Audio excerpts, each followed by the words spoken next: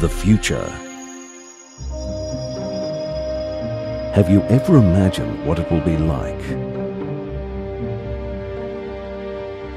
Today's imagined future is often tomorrow's reality. Our imagination is fueled by the archetypes we carry within, by the immense diversity in the world, the people surrounding us, and the dynamic way in which our inner and outer worlds relate. Most of us are stimulated by what we see in movies, television, newspapers, magazines, computer games, and the web. But will these become a reality? Just look at some of the things we've imagined in the past and how they've become part of our everyday. 1906, the early mobile phone. Portable aerials would make it possible for people to receive declarations of love or the racing results by wireless telegraph. Now, some relationship breakups are communicated by SMS. 1924. Modern appliances will liberate the modern woman. Well, did they? For centuries, our mostly male city planners have imagined the tallest and the biggest.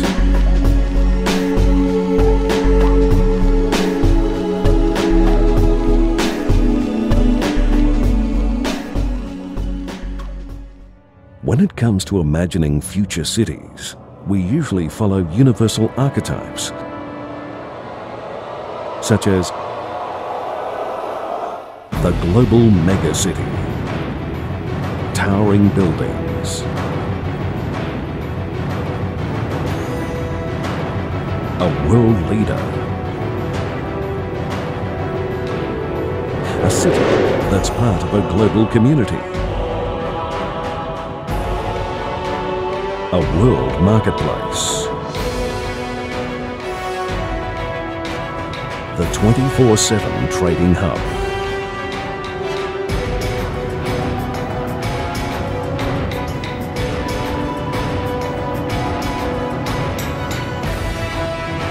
and then there's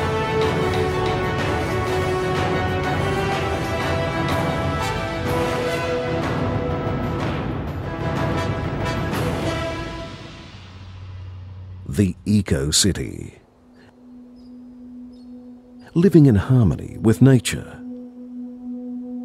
a modern Garden of Eden,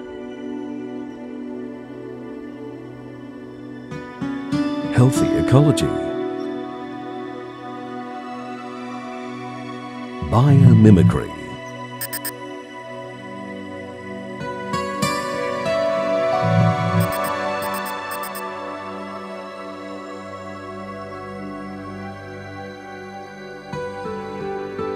cultural diversity,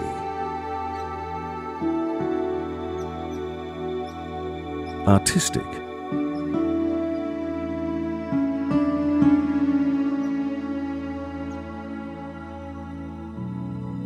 sustainable, smart green technologies,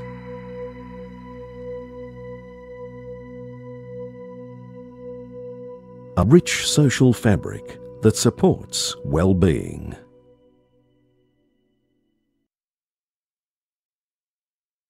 There's also the destroyed city.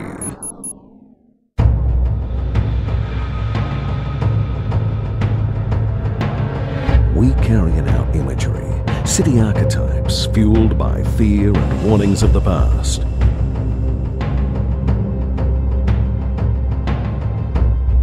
failed societies.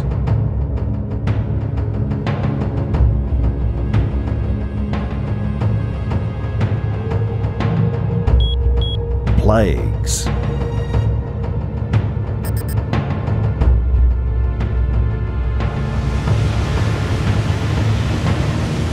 Tidal waves.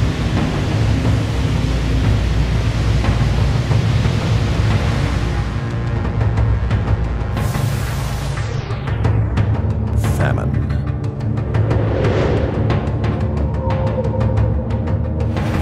War.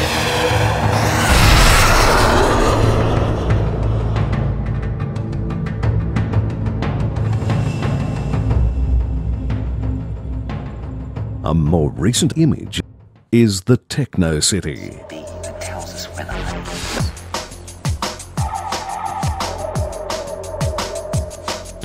Computers. A high-tech city. A smart city. Everything you need is just a click away. Gadgets to help us in our everyday lives. Efficient, fast transport. And a focus on techno solutions. Which of these visions will become reality? What's missing in these visions? What emerging issues are shaping our future? How can we see emerging patterns early enough so that we can nurture what we want? Emerging issues analysis seeks to identify issues and possibilities before they become embedded in our society and expensive and difficult to change. For example, climate change. 20 to 30 years ago, scientists and insurance companies were looking at the early stages of global warming. They were met with skepticism. Now, most of the world's scientists agree that climate change is occurring, and it's being hastened by human input. Now Hollywood makes blockbusters, and governments around the globe are finally facing the issue. Cities around the world are developing plans to reduce their greenhouse gas output and mitigate against the impact of changing weather patterns. Will we all be using individual carbon credit cards in the next decade?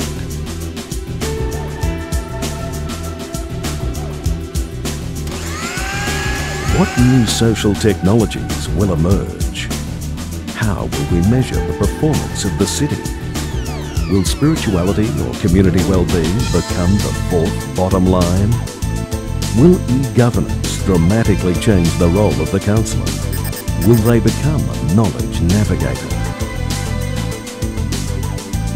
How will nanotechnologies change the city? Will robotics alter the way services are obtained? Can we apply emerging technologies to create a healthy future?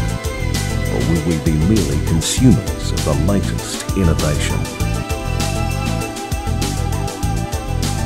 How is the future decided? Is it just luck?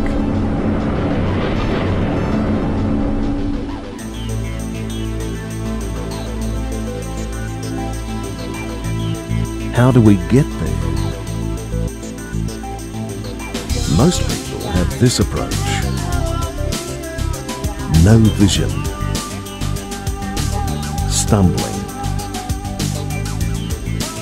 Others are just passengers along for the ride, directed by technology and motivated by seductive marketing.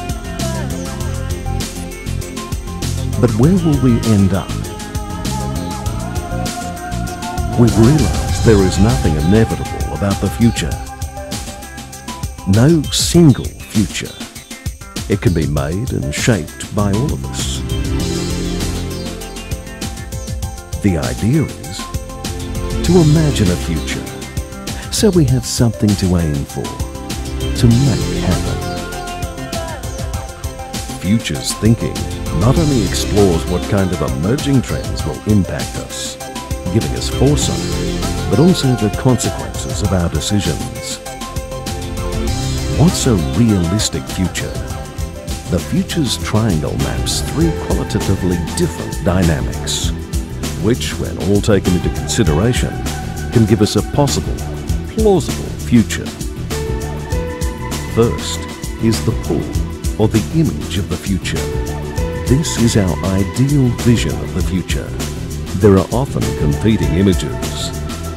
Second are the pushes, or drivers of change. These generally include economic, technological, political, and demographic pushes. These are easily quantifiable. Third are weights, or the barriers to change. These can be deep, gender, class, ethnicity, or institutional barriers.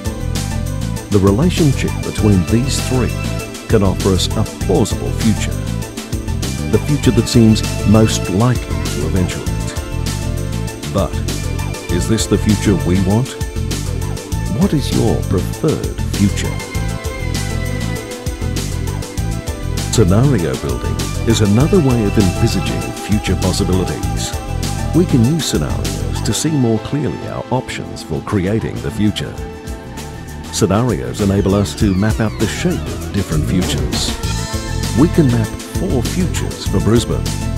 How about the smart green global city?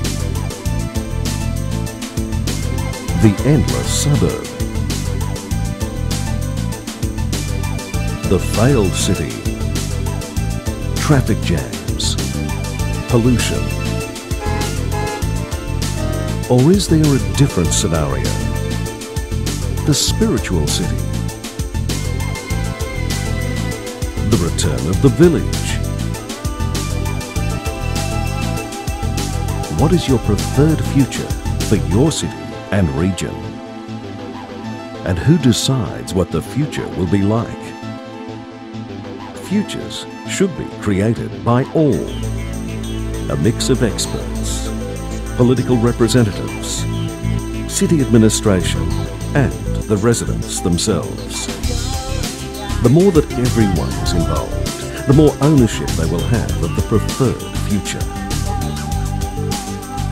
People are realizing that imagination can be the best way to spark ideas and real options on which to plan. Futures thinking helps us take responsibility for the future. It's not enough to just be fascinated by the future. We have to become responsible participants and be able to think of the long term, capable of taking the actions we need now to enable our imagined future to become reality. We can take more control of our future by understanding our deeper archetypal views, by mapping alternatives, creating a vision, and deciding collectively on working towards our preferred future.